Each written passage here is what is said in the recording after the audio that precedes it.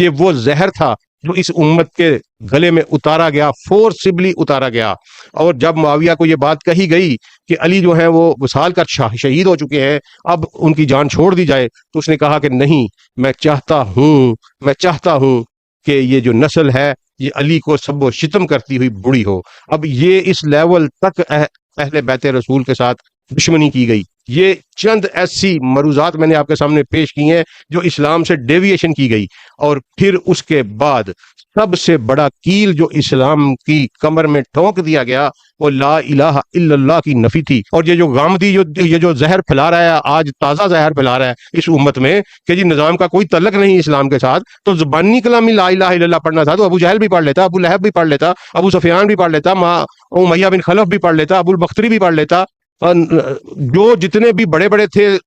جن کو قرآن نے آئمۃ الکفر کہا ہے، وہ زبانی پڑھنا تھا تو پڑھ لیتے، اسے کیا فرق پڑتا تھا۔ اس کے بعد معاویہ نے جب یزید کو نامزد کر دیا حسین نے، اور برگزیدہ صحابہ نے اس کے خلاف آواز اٹھائی، اور جب یزید نے کرسی سنبھال لی تو حسین چونکہ رسول اللہ صلی اللہ علیہ وآلہ وسلم کا وارث تھا، حسین وقت کا امام تھا، حسین وقت کا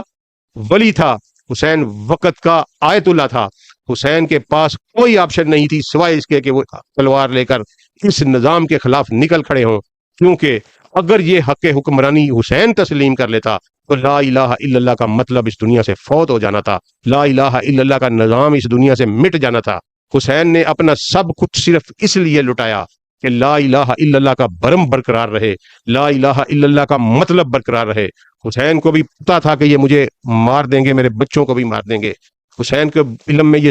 ساری بات تھی، سامنے لکھی ہوئی نظر آ رہی تھی کہ میں فتح یاب نہیں ہو سکتا، لیکن اس کے باوجود اپنی جان اپنے نانا کے دینی نظام کے اوپر جا کے قربان کی ہے حسین نے۔